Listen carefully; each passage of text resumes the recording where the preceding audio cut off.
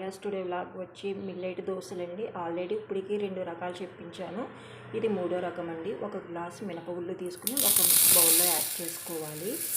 ఇవి వచ్చి అరికలండి. అరికలు 2.5 గ్లాసెస్ తీసుకోవాలి.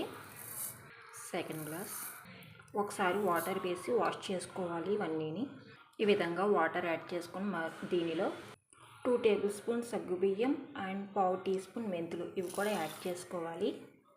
ఇది వచ్చి రాగి నూక అండి. రాగి నూక కూడా యాడ్ చేసుకుంటున్నాను. ఒక గ్లాస్ తీసుకున్నానండి. రాగి నూక కూడా యాడ్ చేసుకొని మినిమం 8 అవర్స్ లేదా నైట్ అయినా సోక్ చేసుకుని పక్కన పెట్టుకోవాలి. నానిన పప్పుని గ్రైండ్ చేసుకోవాలి. వాటర్ సపరేట్ చేసుకున్నాను. రిమైనింగ్ గ్రైండ్లో వేసుకున్నాను. ఇవి మెత్తగా పేస్ట్ చేసుకోవాలి. ఈ విధంగా సపరేట్ చేసుకున్న వాటర్ని యాడ్ చేస్తే త్వరగా పిండి నలుగుతుందని నేను సపరేట్ చేసుకున్నాను. ఫైనల్గా దోశ బ్యాటర్ ప్రిపేర్ అయిపోయిందండి. ఇప్పుడు మనం దోశ ప్రిపేర్ చేసుకోవాలి. పిండిని బ్యాటర్ని వేసుకుంటున్నాను దోశలాగా. లిటిల్ బిట్ ఆయిల్, 2 వైపులా రోస్ట్ అవ్వాలి. టర్న్ చేసుకోవాలి. ఆనియన్, బాయిల్డ్ స్వీట్ కార్న్, లైట్గా క్యారెట్ తురుము.